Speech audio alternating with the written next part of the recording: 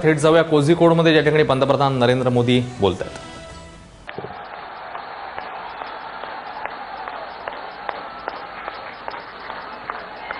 Bharatiya Janata party के राष्ट्रीय अध्यक्ष श्रीमान अमित भाई शाह, भारतीय जनता पार्टी के पूर्व राष्ट्रीय अध्यक्ष श्रद्धेय आडवाणी जी, डॉक्टर मुरली मनोहर जोशी जी, श्रीमान वेंकैया नायडू जी, श्री नितिन गडकरी जी, श्रीमान राजनाथ सिंह जी, मंच पर विराजमान केरल प्रदेश भारतीय जनता पार्टी के अध्यक्ष एवं केंद्र के और राज्य के सभी वरिष्ठ महानुभाव और विशाल संख्या में पधारे हुए केरल के मेरे प्यारे भाइयों और बहनों, जरूरत नहीं है, हाँ, लोगों को समझ में आया. प्रिया सहोदरी सहोदरन मारे,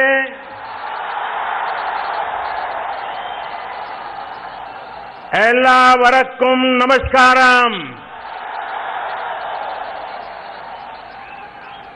सामोथिरियुडे मन्निल विशालमायाई सम्मेलनाथिल एथी चेरना एल्लावरकुम एंटे आशा मतकल.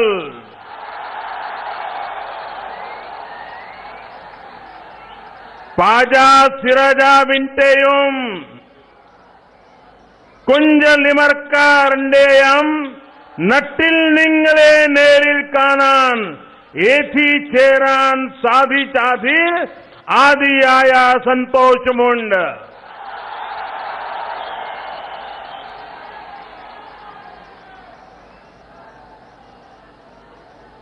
God's own country.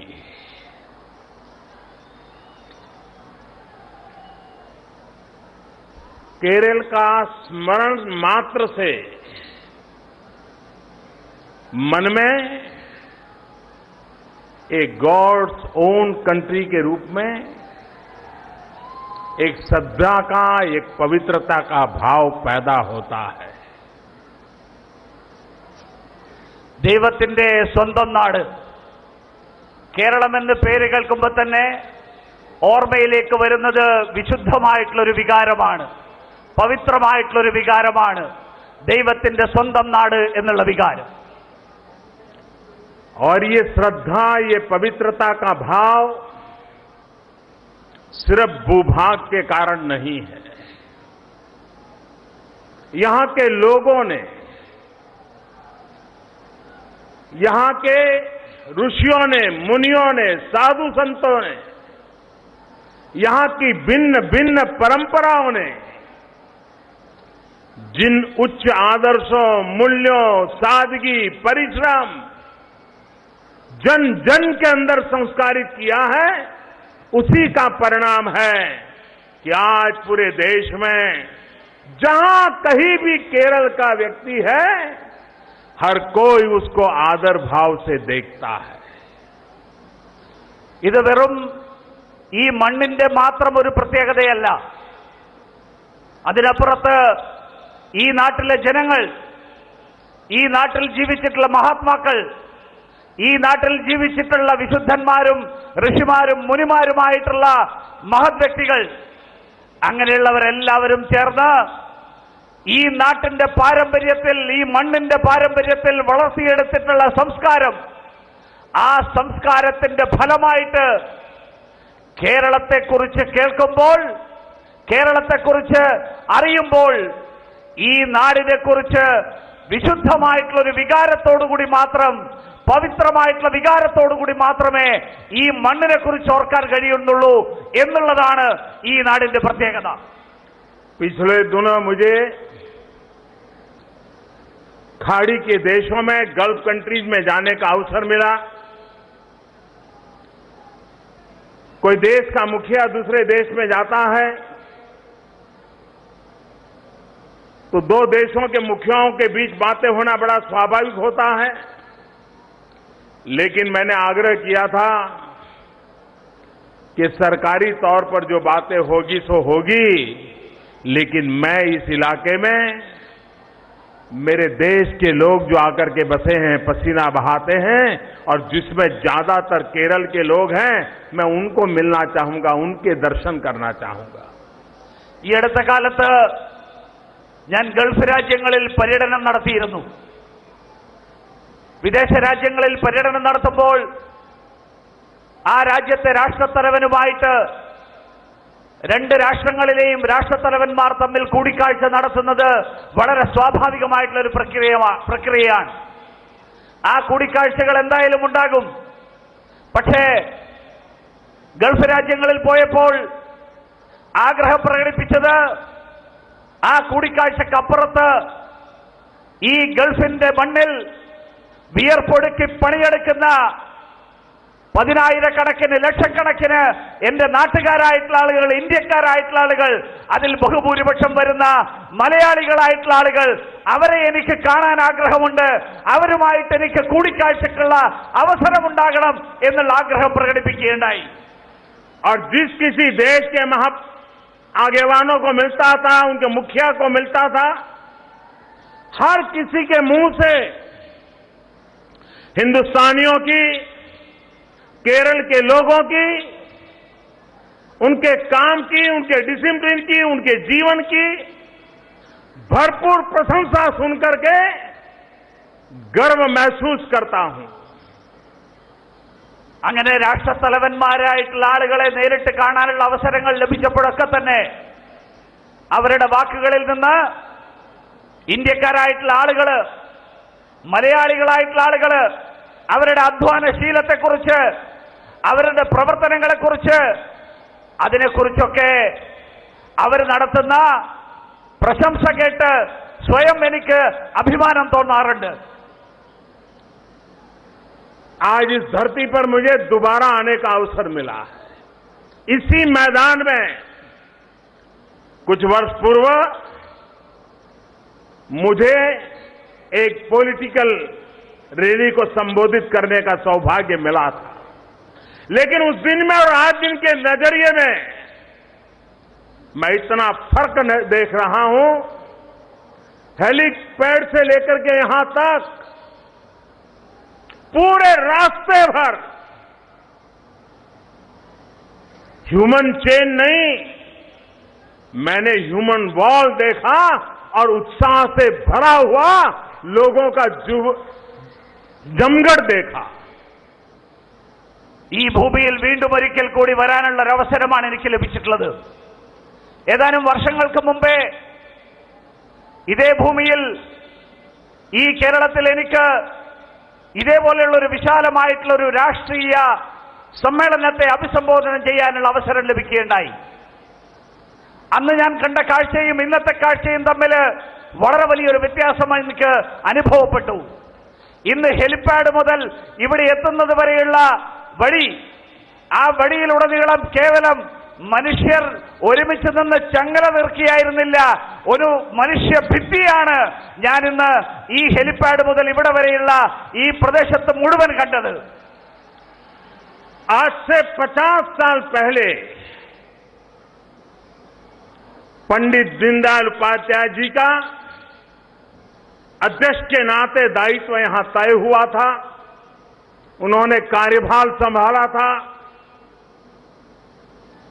50 साल पहले के अखबार निकाल करके देखिए. मैं नहीं जानता हूं अखबार के किसी कोने में भारतीय जनसंघ के उस कार्यक्रम की कोई खबर छपी होगी कि नहीं छपी होगी. भारतीय जनसंघ के किसी नेता की तस्वीर छपी होगी या नहीं छपी होगी. भारतीय जनसंघ क्या है, केरल में क्यों आए हैं, क्या कर रहे हैं, मुझे नहीं लगता है कि 50 साल पहले कोई व्यापक चर्चा हुई होगी. उस समय के पॉलिटिकल पंडितों को आज आश्चर्य होता होगा कि 125 करोड़ का देश, इतना बड़ा लोकतंत्र, इतनी विविधताओं से भरा हुआ लोकतंत्र, इतनी भाषाएं, इतनी परंपराएं, इतने संप्रदाय, और 50 साल के भीतर भीतर ये दल हिंदुस्तान की नंबर 1 पार्टी बन गया। भारत में पूर्ण बहुमत के साथ देश की जनता ने उसको सेवा करने का मौका दे दिया। 50 വർഷങ്ങൾക്ക് മുമ്പ് ഇതേ ഭൂമിയിലാണ് ശ്രീ ദീൻദയാൽ ഉപാധ്യായ ഭാരതീയ ജനസംഘത്തിന്റെ അധ്യക്ഷ പദം ഏറ്റെടുത്തത്. അന്നത്തെ ആ സമ്മേളനത്തെക്കുറിച്ച് ആ കാലത്തെ മാധ്യമങ്ങളിൽ എത്രമാത്രം വാർത്ത വന്നു എന്നറിയില്ല. പത്രമാധ്യമങ്ങൾ എത്രമാത്രം അതിനെക്കുറിച്ച് ചർച്ച ചെയ്തു എന്നറിയില്ല. എത്രമാത്രം ഗൗരവത്തോടുകൂടി ഭാരതീയ ജനസംഘം എന്നുള്ള പാർട്ടിയെക്കുറിച്ച് അറിയാനും ചർച്ച ചെയ്യാനും അന്ന് മാധ്യമങ്ങൾ താൽപര്യമെടുത്തു എന്നറിയില്ല. പക്ഷേ ഇന്ന് 125 കോടി ജനങ്ങളുള്ള ഈ നാട് വ്യത്യസ്തമായിട്ടുള്ള രീതികളും സമ്പ്രദായങ്ങളും, വ്യത്യസ്തമായിട്ടുള്ള ആചാരങ്ങളും വേഷഭൂഷങ്ങളും, വ്യത്യസ്തമായിട്ടുള്ള ഭാഷകളും, വ്യത്യസ്തമായിട്ടുള്ള ആഹാര രീതികളും ഒക്കെയുള്ള ഈ രാജ്യത്ത് ഏറ്റവും വലിയ രാഷ്ട്രീയ പാർട്ടിയായിട്ട് ഭാരതീയ ജനതാ പാർട്ടി മാറിയിരിക്കുന്നു. കേവല ഭൂരിപക്ഷം നേടിക്കൊണ്ട് ഈ രാജ്യത്തിന്റെ ഭരണഭാരം, ആ ഭരണഭാരം ഏറ്റെടുക്കാൻ ഭാരതീയ ജനതാ പാർട്ടിക്ക് സാധിച്ചിരിക്കുന്നു. അതാണ് ഇന്നത്തെ വ്യത്യാസം. आज हम उस पूर्व संध्या पर मिल रहे हैं जब कल से हिंदुस्तान राजनीतिक चिंतन के एक मनीषी पंडित दीनदयाल उपाध्याय जी की जन्मशती मनाने जा रहा है. നമ്മൾ ഈ രാജ്യം മുഴുവൻ ചർച്ച ചെയ്യാൻ പോകുന്ന ഏറ്റവും ഉന്നതനായിട്ടുള്ള രാഷ്ട്രീയ ചിന്തകൻ, അങ്ങനെയുള്ള ഉൾക്കാഴ്ചയുണ്ടായിരുന്ന ഒരു വ്യക്തിയുടെ അദ്ദേഹത്തിന്റെ ജന്മശതാബ്ദി ആഘോഷിക്കുന്നതിന്റെ പൂർവ്വസായാഹ്നത്തിലാണ് നമ്മളിവിടെ ഒരുമിച്ച് വന്നിരിക്കുന്നത്. पिछली शताब्दी में भारत के राजनीतिक जीवन को 3 महापुरुषों के चिंतन ने प्रभावित किया.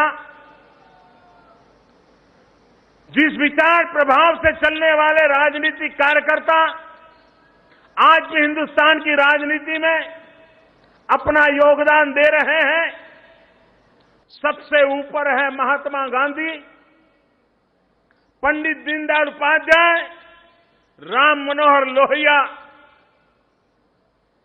गांधी, दीनदयाल, लोहिया, ये पिछली शताब्दी के 3 महान विचारक जिनके चिंतन का प्रभाव आज के हिंदुस्तान की राजनीति पर कहीं न कहीं नजर आता है. കഴിഞ്ഞ നൂറ്റാണ്ട് ഈ രാജ്യത്ത് 3 മഹാവ്യക്തിത്വങ്ങൾ, ആ 3 മഹാവ്യക്തിത്വങ്ങളുടെ ആശയങ്ങളുടെ, അവരുടെ രാഷ്ട്രീയ ചിന്തകളുടെ, ആ ചിന്തകളുടെ അടിസ്ഥാനത്തിൽ രൂപപ്പെടുത്തിയെടുത്ത രാഷ്ട്രീയ പാർട്ടികളുടെ പ്രവർത്തകരുടെ, അവരുടെയൊക്കെ പരിശ്രമങ്ങളുടെ ചരിത്രമാണ്. ആദ്യത്തെ പേര് സ്വാഭാവികമായും ശ്രീ മഹാത്മാഗാന്ധിയുടെ പേര്, രണ്ടാമത്തെ പേര് പണ്ഡിറ്റ് ദീൻദയാൽ ഉപാധ്യായയുടെ പേര്, പിന്നീടുള്ള പേര് ശ്രീ രാം മനോഹർ ലോഹിയയുടെ പേര്. ഗാന്ധിജിയുടെയും ദീനദയാൽജിയുടെയും ലോഹ്യാജിയുടെയും ആശയങ്ങൾ, ആ ആശയങ്ങളിൽ നിന്ന് പ്രേരണ ഉൾക്കൊണ്ടുകൊണ്ട്, ആ ആശയങ്ങളുടെ അടിസ്ഥാനത്തിൽ രൂപം കൊണ്ട രാഷ്ട്രീയ പാർട്ടികൾ, ആ രാഷ്ട്രീയ പാർട്ടികളുടെ പ്രവർത്തനങ്ങൾ, ആ പ്രവർത്തനങ്ങളാണ് ഈ നാടിന്റെ കഴിഞ്ഞ 1 നൂറ്റാണ്ടിന്റെ രാഷ്ട്രീയ ചരിത്രം. जब एनडीए की लोकसभा के चुने हुए सदस्यों ने मुझे अपने नेता के रूप में चुना और संसद के सेंट्रल हॉल में नेता के रूप में जब मेरा पहला भाषण हुआ तब मैंने कहा था, हमारी ये सरकार गरीबों को समर्पित है। ये विचार, ये भाव महात्मा गांधी और पंडित दीनदयाल उपाध्याय जी के चिंतन में से प्राप्त हुए हैं, प्रेरणा में से प्राप्त हुए हैं। अंत्योदय की दीनदयाल जी की कल्पना में से हमने हमारी सरकार के कार्यकलाप को रेखांकित करने का प्रयास किया है। ദേശീയ ജനാധിപത്യ സഖ്യത്തിന്റെ അംഗങ്ങളെല്ലാവരും കൂടി ചേർന്ന് പാർലമെന്റിന്റെ സെൻട്രൽ ഹാളിൽ നേതാവായി എന്നെ തെരഞ്ഞെടുത്തപ്പോൾ അവരെ അഭിസംബോധന ചെയ്തുകൊണ്ട് നടത്തിയ പ്രസംഗത്തിൽ ഒരു കാര്യം സൂചിപ്പിച്ചിരുന്നു. പാവപ്പെട്ടവർക്ക് വേണ്ടി സമർപ്പിക്കപ്പെട്ട ഒരു സർക്കാരായിരിക്കും ഈ വരാൻ പോകുന്ന സർക്കാർ. ദീൻദയാൽജി മുന്നോട്ട് വെച്ച അന്ത്യോദയം എന്നുള്ള ആശയം ഈ നാട്ടിലെ, ഈ സമൂഹത്തിലെ ഏറ്റവും അവസാനത്തെ വ്യക്തിയുടെ ഉയർച്ചയ്ക്ക് വേണ്ടിയിട്ടുള്ള പദ്ധതികൾ, ആ പദ്ധതികൾ ആവിഷ്കരിക്കുക എന്നുള്ള ആ ആശയം നടപ്പിലാക്കുന്നതിന്റെ വിവിധ ഘട്ടങ്ങളാണ്, അതിനു വേണ്ടിയിട്ടുള്ള പരിശ്രമങ്ങളാൽ രേഖപ്പെടുത്തിയിട്ടുള്ളതാണ് ഈ സർക്കാരിന്റെ 2.5 വർഷക്കാലത്തെ ചരിത്രം. सत्ता की राजनीति की गलियारे में आने से पहले अनेक वर्षों तक संगठन का कार्य करने का मुझे सौभाग्य मिला और मैं हमेशा कहता भी था, अनुभव करता था कि हमारे पार्टी के जितने महानुभाव हैं उनकी चिंतन धारा हमारी वैचारिक धरोहर तैयार करती है। लेकिन साथ साथ केरल के भारतीय जनसंघ के और केरल के भारतीय जनता पार्टी के सैकड़ों कार्यकर्ताओं ने गत दशकों में जो बलिदान दिए हैं, हजारों कार्यकर्ताओं ने जो यातनाएं झेली हैं, लाखों कार्यकर्ताओं ने, सामने कुछ नजर नहीं आता था, सत्ता दूर दूर तक दिखती नहीं थी। आज भी केरल के कार्यकर्ताओं को सत्ता का सौभाग्य नहीं मिला, उसके बावजूद भी वे डटे रहे, वे जूझते रहे, विचार के लिए बलिदान होते रहे। ऐसे केरल के कार्यकर्ता सदा सर्वदा हिंदुस्तान के लाखों कार्यकर्ताओं की प्रेरणा रहे हैं। അധികാരത്തിന്റെ ഇടനാഴികളിൽ എത്തുന്നതിന് മുൻപ് വർഷങ്ങളോളം സംഘടനാ പ്രവർത്തനം നടത്തിയ അനുഭവത്തിന്റെ അടിസ്ഥാനത്തിൽ, ആ അനുഭവത്തിന്റെ പാരമ്പര്യം, ആ കാലഘട്ടങ്ങളിൽ നിരവധി വ്യക്തികൾ ഈ സംഘടനയുടെ ഈ ആശയത്തെ മുന്നോട്ട് നയിച്ച, ഈ പ്രത്യയശാസ്ത്രത്തെ മുന്നോട്ട് നയിച്ച, അതിനു വേണ്ടിയിട്ടുള്ള സംഭാവനകൾ നൽകിയ നിരവധി വ്യക്തികൾ, അവരുടെ പരിശ്രമം, അവർ നൽകിയിട്ടുള്ള സംഭാവനകൾ, ആ സംഭാവനകളെല്ലാം തന്നെ നമുക്ക് സ്മരിക്കേണ്ട സംഭാവനകളാണ്.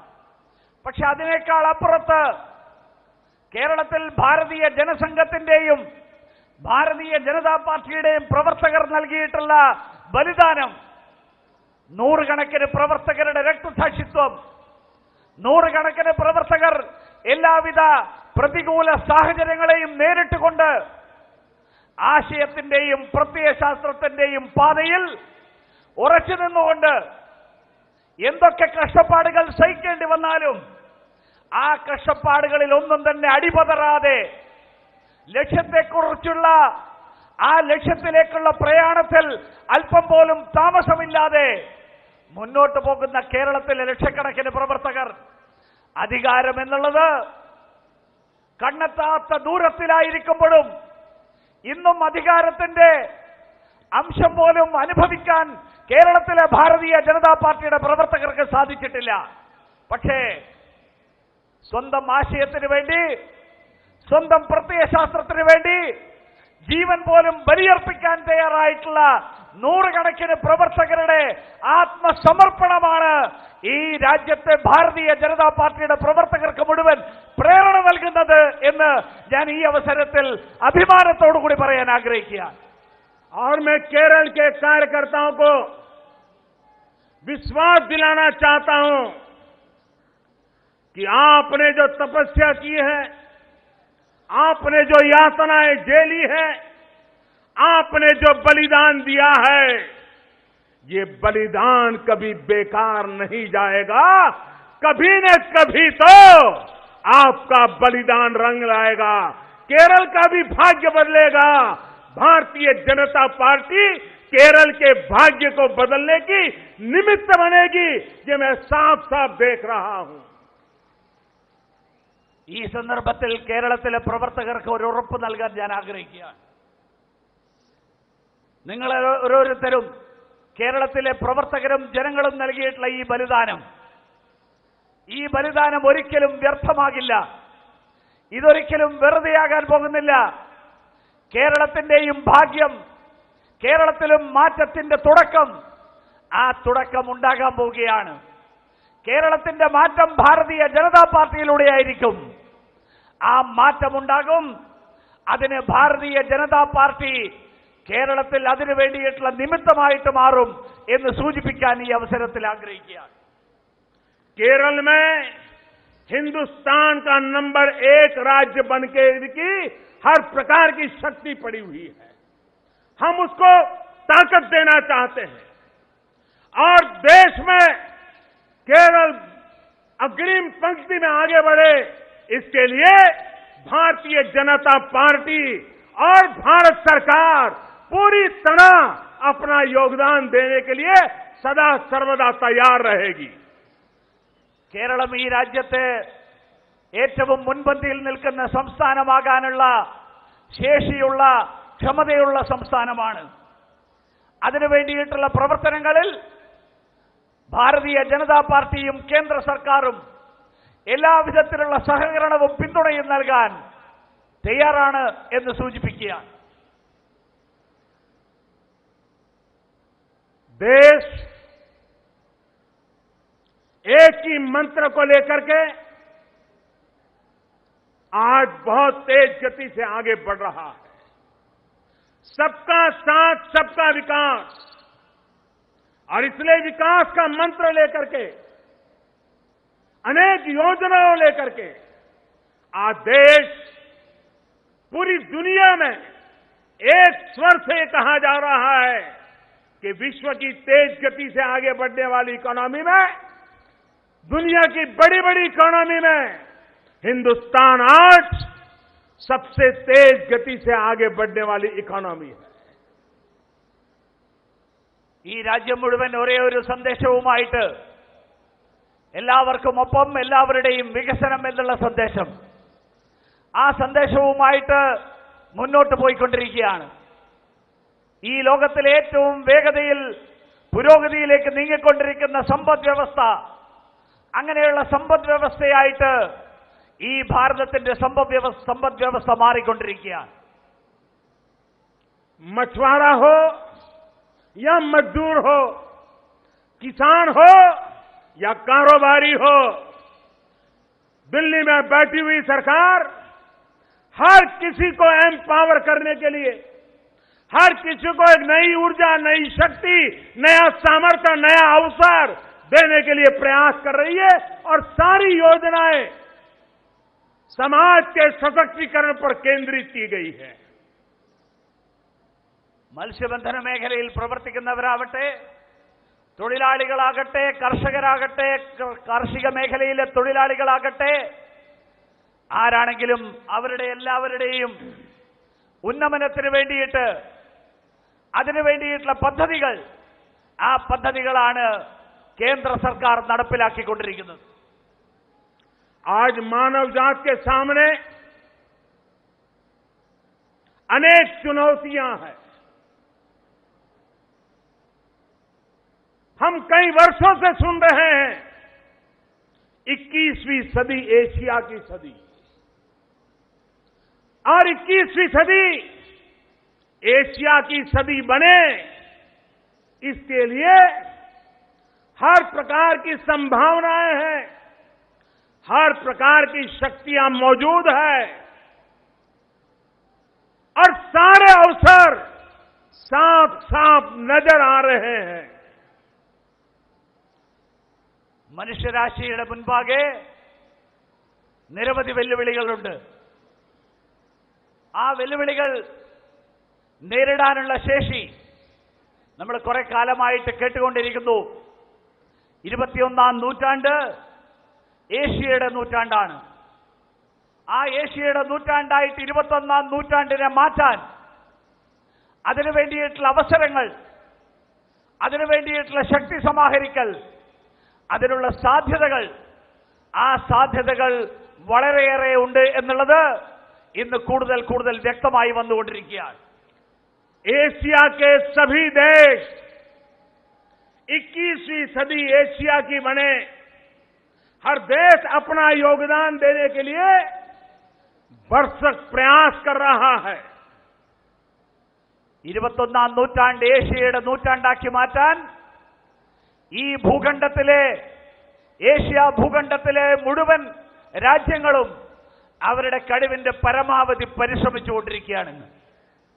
लेकिन एक देश एशिया में ऐसा है जो 21वीं सदी एशिया की न बने,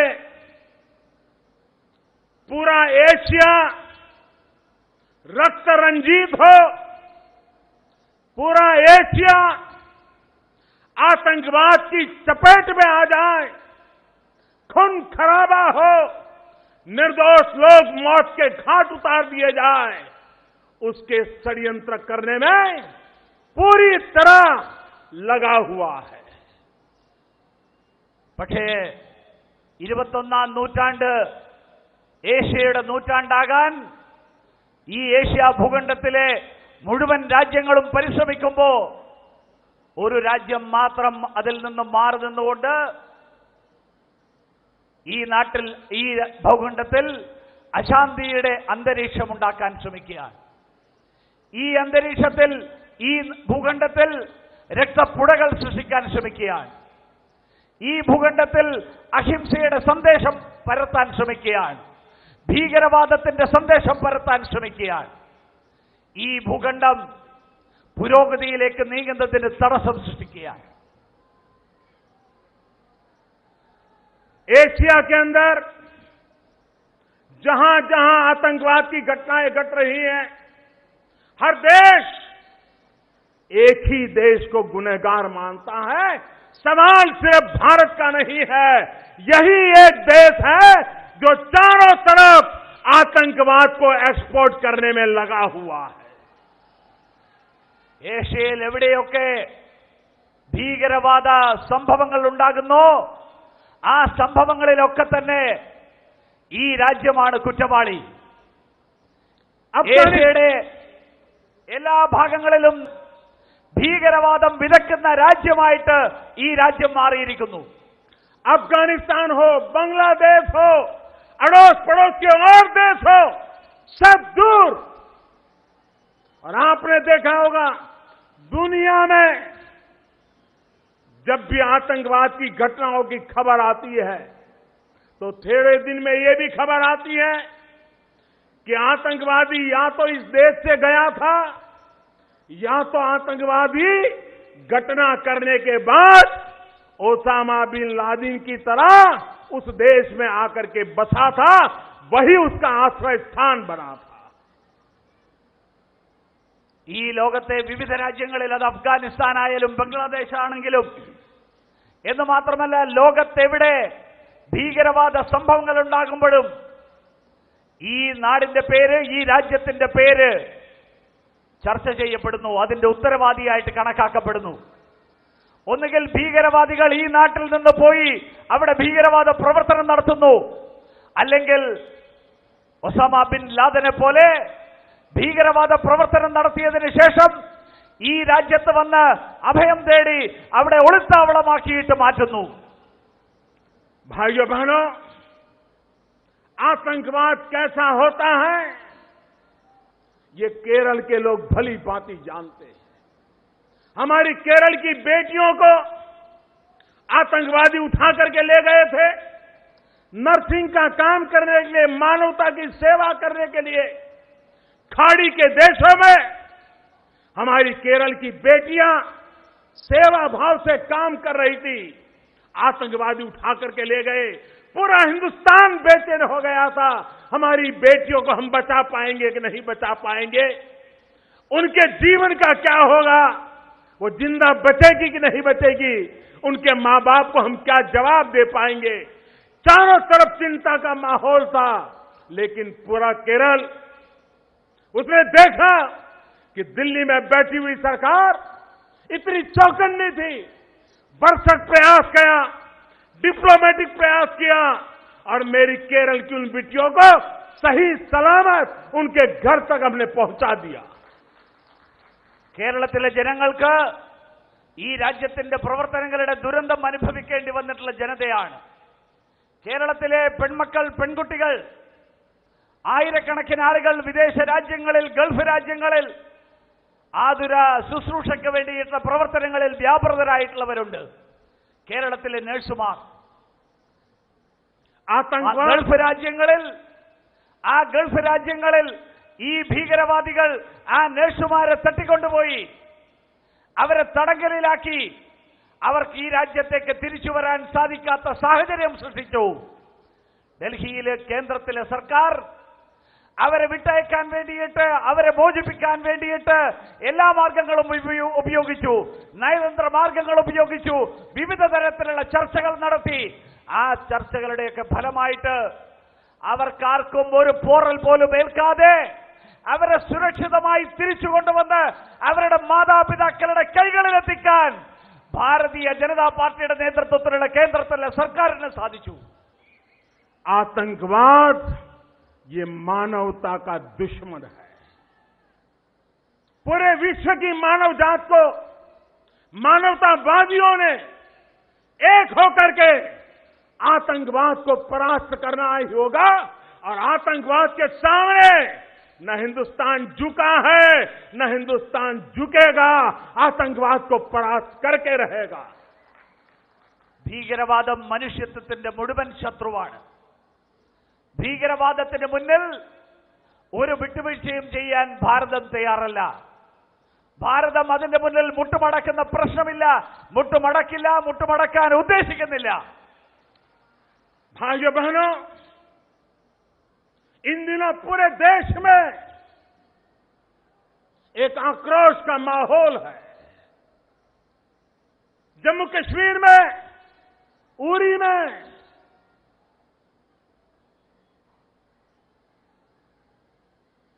हमारे पड़ोसी देश ने जो एक्सपोर्ट किए हुए टेररिस्टों ने हमारे 18 जवानों को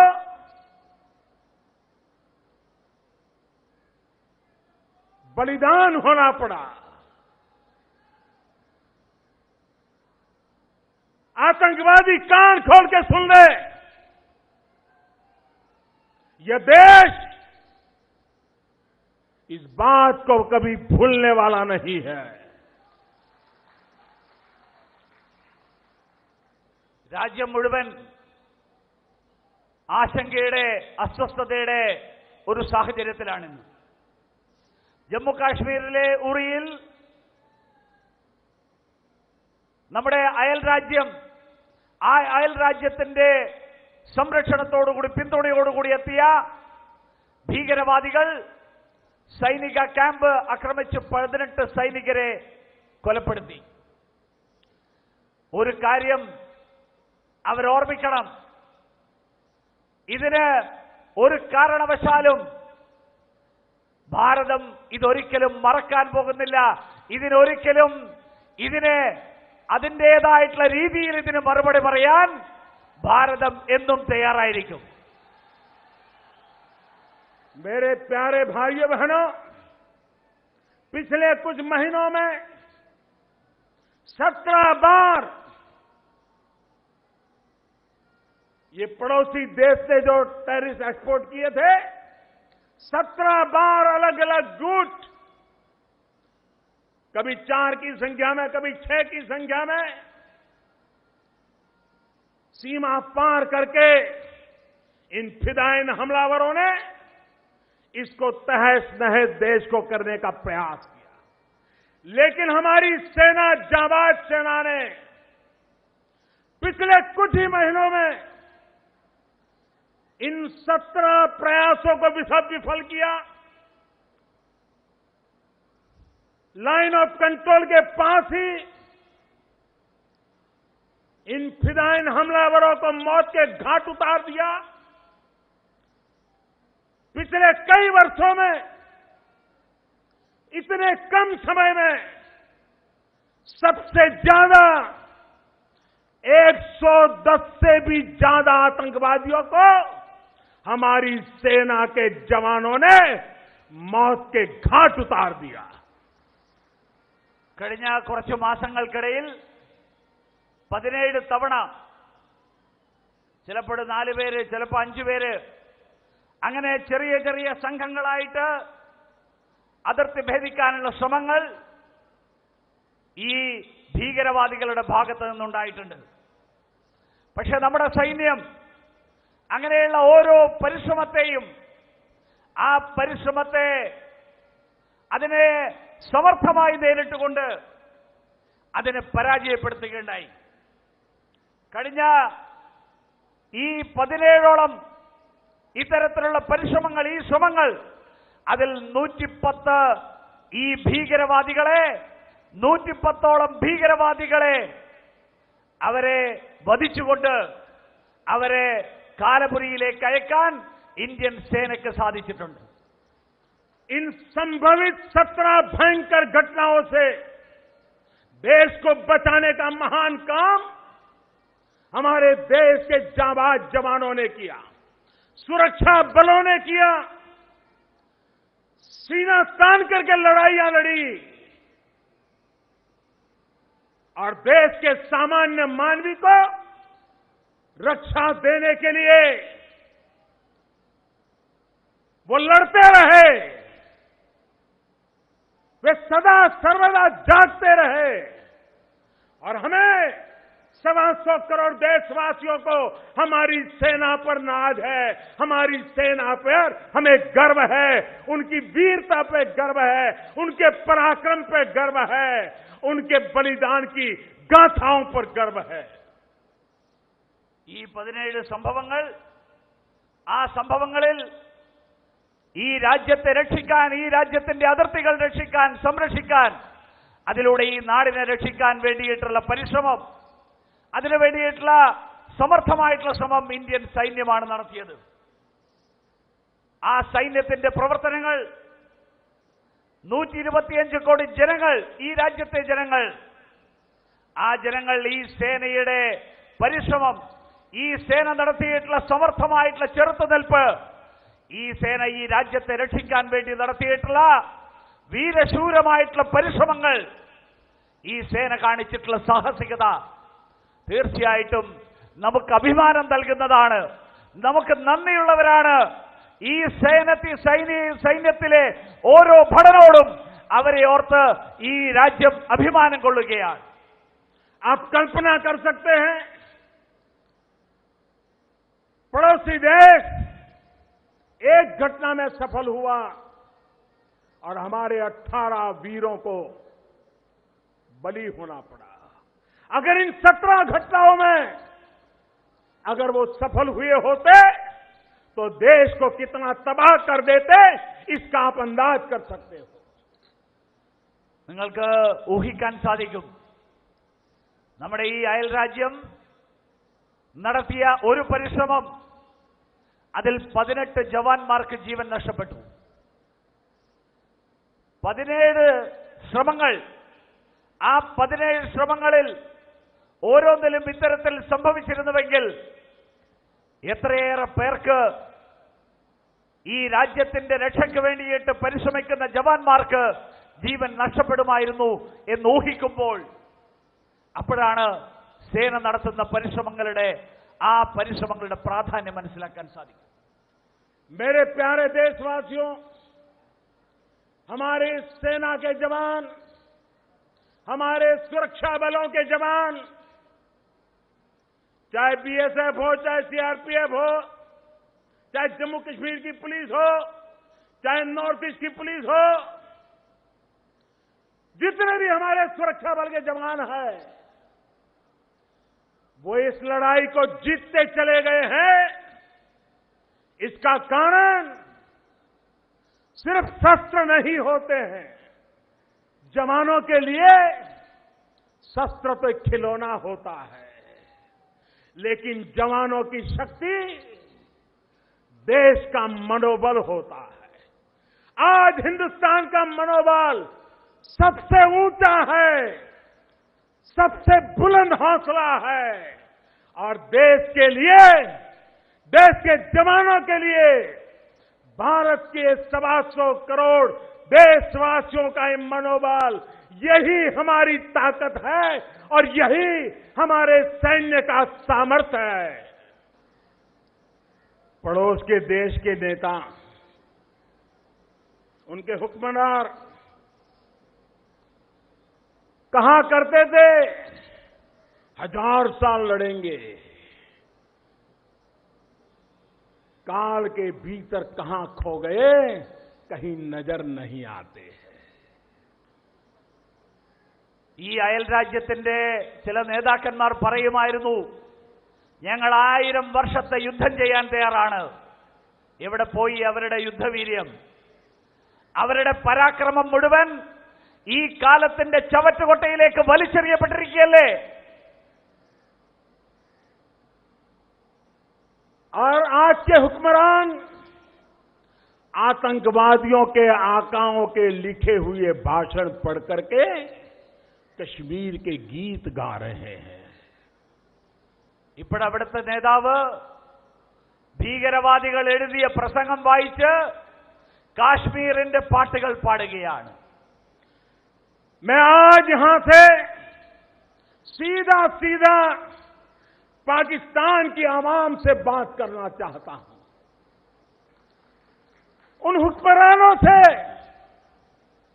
जो आतंकवादियों के आकाओं के लिखे हुए भाषण पढ़ते हैं.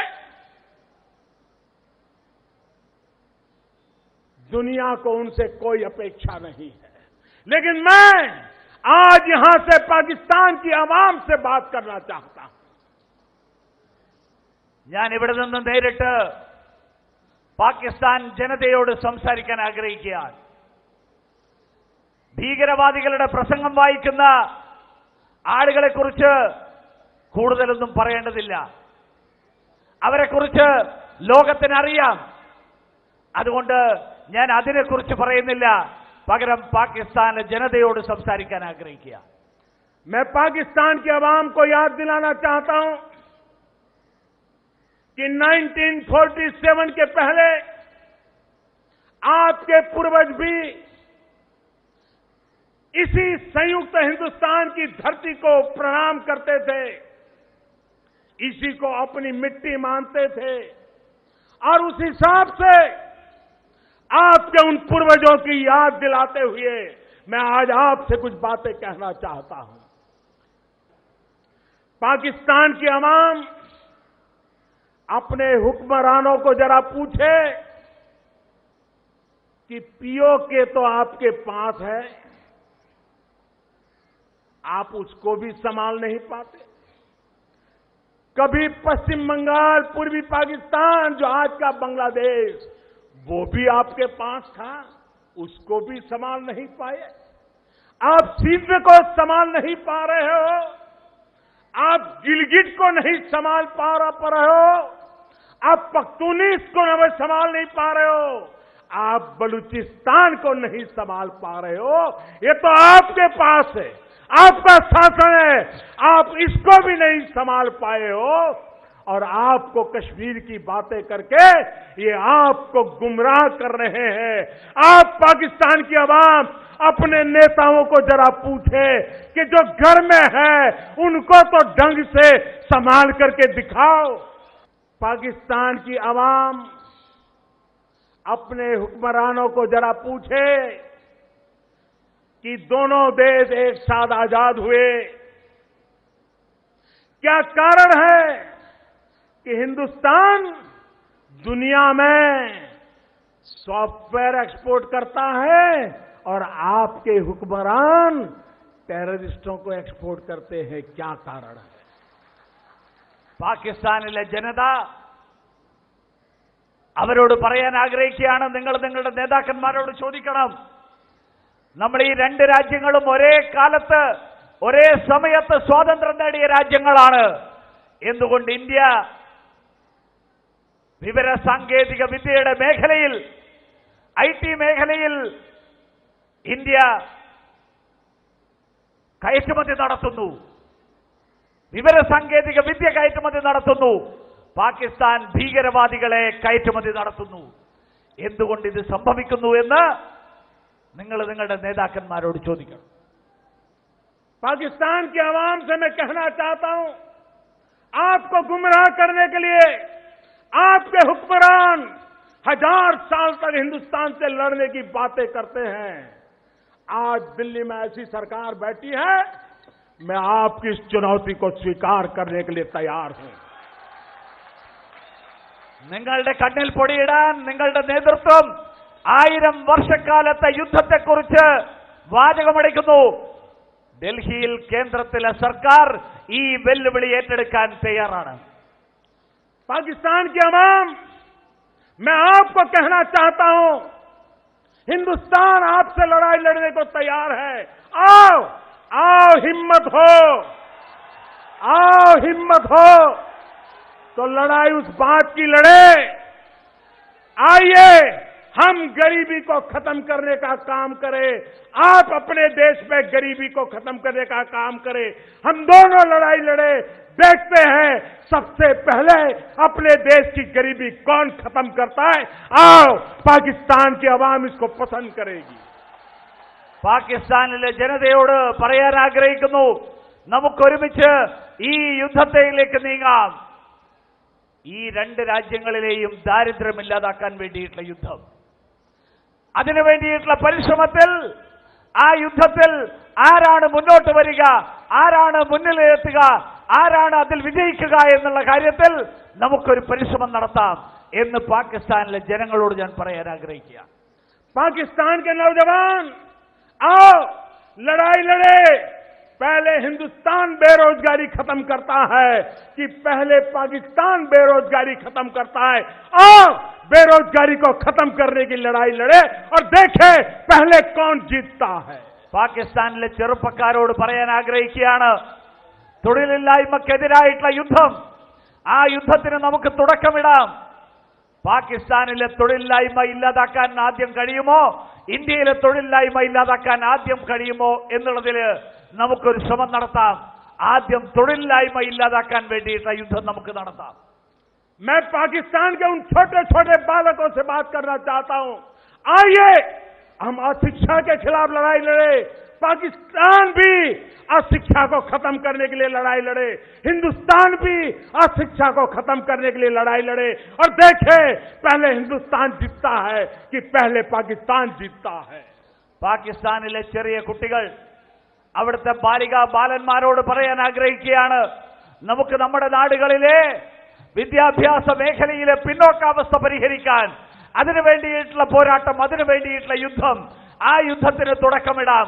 ആദ്യം പാകിസ്ഥാനാണോ ഈ മേഖലയിൽ മുന്നോട്ടെത്തുക, അതോ ഈ രാജ്യം ഇന്ത്യയാണോ ഈ മേഖലയിൽ വിജയിക്കുക എന്നുള്ളത് നമുക്കൊരു യുദ്ധത്തിന്, അതിനു വേണ്ടിയിട്ടുള്ള യുദ്ധത്തിന് തുടക്കമിടാം. हिंदुस्तान में भी नवजात शिशु मरते हैं, प्रसूता माताएं मरती हैं. पाकिस्तान में भी नवजात शिशु मरते हैं, प्रसूता माताएं मरती हैं. आओ लड़ाई लड़े, नवजात शिशुओं को बचाने की, प्रसूता माताओं को बचाने की. आप बचा करके दिखाओ, हम बचा करके दिखाएं, देखें कौन जीतता है. നവജാത ശിശുക്കളുടെ മരണം, പ്രസവത്തിന് ശേഷമുള്ള അമ്മമാരുടെ മരണം, ഇതിലൊക്കെ പാകിസ്ഥാനും ഇന്ത്യയും ഈ മേഖലയിൽ നമുക്കൊരു യുദ്ധത്തിന് വേണ്ടിയിട്ട് അതിനു വേണ്ടിയിട്ടുള്ള ശ്രമം നടത്താം. ഈ രണ്ട് രാജ്യങ്ങളിൽ എവിടെയാണ് ഈ മേഖലയിൽ നമുക്ക് മുന്നേറ്റം കൈവരിക്കാൻ സാധിക്കുക എന്നുള്ളത് നമുക്കൊന്ന് പരിശ്രമിച്ചു നോക്കാം. और पाकिस्तान के हुक्मरान सुन ले, हमारे 18 जवानों का बलिदान बेकार नहीं जाएगा. പാകിസ്ഥാനിലെ നേതൃത്വം മനസ്സിലാക്കണം, നമ്മുടെ 18 ജവാന്മാരുടെ ജീവത്യാഗം, ആ ജീവത്യാഗം വ്യർത്ഥമാകില്ല. भारत सफल रहा है पूरे दुनिया में आपको अलग थलग करने के लिए, और हम उसको तेज करेंगे और पूरे विश्व में आपको अकेला रहने के लिए हम मजबूर करके रहेंगे. അതിനു വേണ്ടിയിട്ട് പാകിസ്ഥാന്റെ ഈ ശ്രമങ്ങളുടെ അത് തുറന്നു കാണിക്കാൻ വേണ്ടിയിട്ടുള്ള എല്ലാ ശ്രമങ്ങളും, ഈ ലോകത്തിന്റെ മുന്നിൽ അത് മുഴുവൻ വ്യക്തമാക്കാൻ വേണ്ടിയിട്ടുള്ള എല്ലാ ശ്രമങ്ങളും ഇന്ത്യയുടെ ഭാഗത്തു നിന്നുണ്ടാകും. वो दिन दूर नहीं होगा जब पाकिस्तान की अवाम पाकिस्तान के हुक्मरानों के खिलाफ, आतंकवाद के खिलाफ लड़ाई लड़ने के लिए मैदान में आएगी. പാകിസ്ഥാനിലെ ജനത അവിടുത്തെ നേതൃത്വത്തിനെതിരായിട്ട്, ഭീകരവാദത്തിന് എതിരായിട്ട് അതിനു വേണ്ടിയിട്ടുള്ള പോരാട്ടത്തിൽ പങ്കാളികളാകുന്ന ദിവസം, ആ ദിവസം അധികം വിദൂരമല്ല എന്ന് ഓർമ്മിപ്പിക്കുകയാണ്. मेरे प्यारे देशवासियों,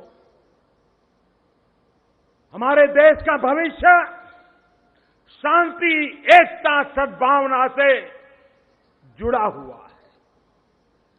देश का जवान तब जीतता है जब हम कंधे से कंधे मिलाकर के खड़े रहते हैं, एक स्वर से बोलते हैं, एक ही संकल्प को लेकर के चलते हैं.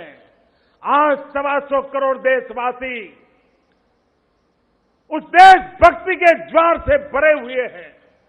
आज 125 करोड़ देशवासी भारत की आन बान शान के लिए हर कीमत देने के लिए तैयार बैठे हैं. और इसलिए भाइयों बहनों, मैं भारत के उज्जवल भविष्य को देख रहा हूं, भारत में सुख चैन की जिंदगी देख रहा हूं, और उसके लिए हम सब मिलकर के सफल होंगे, ये मैं आपको विश्वास दिलाता हूं. ഈ ഭാരതം ശാന്തിയുടെയും ഏകതയുടെയും സദ്ഭാവനയുടെയും നാടാണ്. ഭാരതത്തിലെ ജവാന്മാർ തോളോട് തോൾ ചേർന്നുകൊണ്ട് ഈ നാട്ടിലെ 125 കോടി ജനങ്ങൾ, ആ ജനങ്ങളുടെ ദേശഭക്തിയാൽ പ്രേരിതമായിട്ടുള്ള അങ്ങനെയുള്ള ഒരു സാഹചര്യത്തെയാണ് പ്രതീക്ഷിക്കുന്നത്. ഈ നാടിന്റെ ഉയർച്ചയ്ക്ക് വേണ്ടി, ഈ നാടിന്റെ ഉജ്ജ്വലമായിട്ടുള്ള ഭാവി, ആ ഭാവി രചിക്കാനായിട്ട് അതിനു വേണ്ടിയിട്ടുള്ള പരിശ്രമങ്ങൾ, ആ പരിശ്രമങ്ങളെയാണ് ഈ നാട് പ്രതീക്ഷിക്കുന്നത്. मेरे प्यारे देशवासियों, पंडित दीनदयाल उपाध्याय जन्म शताब्दी वर्ष को हमने गरीब कल्याण वर्ष के रूप में मनाना तय किया है. हमारी सभी प्रयासों का केंद्र बिंदु हमारा देश का गरीब हो, हमारा गरीब एम्पावर हो, गरीबी के खिलाफ लड़ाई लड़ने के लिए एक बहुत बड़ी ताकत निर्माण हो, उस दिशा में हम आगे बढ़ रहे हैं. और इस केरल की धरती, केरल के लोग, गॉड्स ओन कंट्री हमें आशीर्वाद दे, ताकि हम देश के कल्याण के मार्ग पर, गरीबों के कल्याण के मार्ग पर, जन कल्याण के मार्ग पर, लोक कल्याण के मार्ग पर हम तेज गति से आगे बढ़े.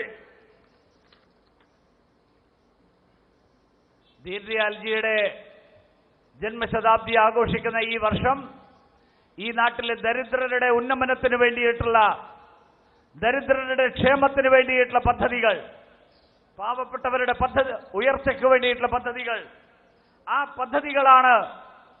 പദ്ധതികൾ നടപ്പിലാക്കിക്കൊണ്ടാണ് അത് പ്രാവർത്തികമാക്കാൻ നമ്മൾ ആഗ്രഹിക്കുന്നത്.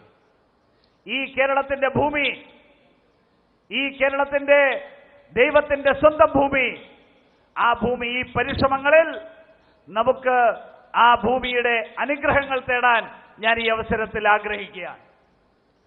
21वीं सदी में हमारा संकल्प बने कि हिंदुस्तान एक ऐसा देश हो जो गरीबी से मुक्त हो, समृद्धि से युक्त हो। 21ാം നൂറ്റാണ്ടിൽ ഈ നാട് ദാരിദ്ര്യത്തിൽ നിന്ന് മുക്തമായിട്ടുള്ള സമൃദ്ധമായിട്ടുള്ള ഒരു രാജ്യമായിട്ട് മാറട്ടെ. ഇതാണ് നമ്മുടെ ലക്ഷ്യം. भारत ऐसा देश हो जो भेदभाव से मुक्त हो, समानता से युक्त हो. ഈ ഭാരതം ഉച്ചനീചത്വങ്ങളാൽ അതിൽ നിന്ന് മുക്തമായിട്ടുള്ള സമത്വത്തിന്റെ നാടായിട്ട് മാറട്ടെ. भारत ऐसा देश हो जो अन्याय से मुक्त हो, न्याय से युक्त हो. ഈ നാട് അനീതിയിൽ നിന്ന് വിമുക്തമായിട്ടുള്ള നീതിയുടെ പ്രദേശമായിട്ട് മാറട്ടെ. भारत ऐसा देश हो गंदगी से मुक्त हो, स्वच्छता से युक्त हो. ഈ നാട് ദുർഗന്ധത്തിൽ നിന്നും മാലിന്യത്തിൽ നിന്നും മുക്തമായിട്ടുള്ള, ഈ നാട് സ്വച്ഛതയുടെയും, ഈ നാട് അങ്ങനെയുള്ള ഒരു പ്രദേശമായിട്ട് സ്വച്ഛതയുടെ പ്രദേശമാകട്ടെ. भारत ऐसा देश हो जो भ्रष्टाचार से मुक्त हो, पारदर्शिता से युक्त हो. ഈ ഭാരതം അഴിമതിയിൽ നിന്ന് വിമുക്തമായ സുതാര്യതയുടെ പ്രദേശമായിട്ട് മാറട്ടെ. भारत ऐसा देश हो बेरोजगारी से मुक्त हो, रोजगारी से युक्त हो. ഈ ഭാരതം തൊഴിലില്ലായ്മയിൽ നിന്ന് വിമുക്തമായിട്ടുള്ള, തൊഴിലുകളാൽ സമൃദ്ധമായിട്ടുള്ള ഒരു നാടായിട്ട് മാറട്ടെ. भारत ऐसा देश हो महिला उत्पीड़न से मुक्त हो, नारी सम्मान से युक्त हो. ഈ ഭാരതം സ്ത്രീകൾക്കെതിരായിട്ടുള്ള അതിക്രമങ്ങളിൽ നിന്ന് മുക്തമായിട്ടുള്ള, സ്ത്രീകൾക്ക് ആദരവ് ലഭിക്കുന്ന പ്രദേശമായിട്ട്, നാടായിട്ട് മാറട്ടെ. भारत ऐसा देश हो जो निराशा से मुक्त हो, आशा से युक्त हो. ഈ നാട് നിരാശയുടെ കയങ്ങളിൽ നിന്ന് ഉയർന്ന് ആശയുടെ പ്രതീക്ഷകളുടെ നാടായിട്ട് മാറട്ടെ. पंडित दीनदयाल उपाध्याय जी की जन्मशती में इसी संकल्प को लेकर के हम सब आगे बढ़े. इसी एक अपेक्षा के साथ आप सबका बहुत बहुत आभार, आप सबको बहुत बहुत शुभकामनाएं. ദീൻദയാൽജിയുടെ ജന്മശതാബ്ദിയുടെ ഈ വർഷത്തിൽ ഈ പ്രതീക്ഷകളുമായിട്ട്, ഈ ദൃഢപ്രതിജ്ഞയുമായിട്ട് നമുക്ക് മുന്നോട്ട് പോകാം. എല്ലാവർക്കും ആശംസകൾ. मेरे साथ मुट्ठी बंद करके पूरी ताकत से बोलिए. എല്ലാവരും കൈ ഉയർത്തി മുഷ്ടി ചുരുട്ടിക്കൊണ്ട് നമുക്ക് ഒറ്റക്കെട്ടായിട്ട് പറയാം. भारत माता की ജയ്, भारत माता की ജയ്, भारत माता की ജയ്. बहुत बहुत धन्यवाद.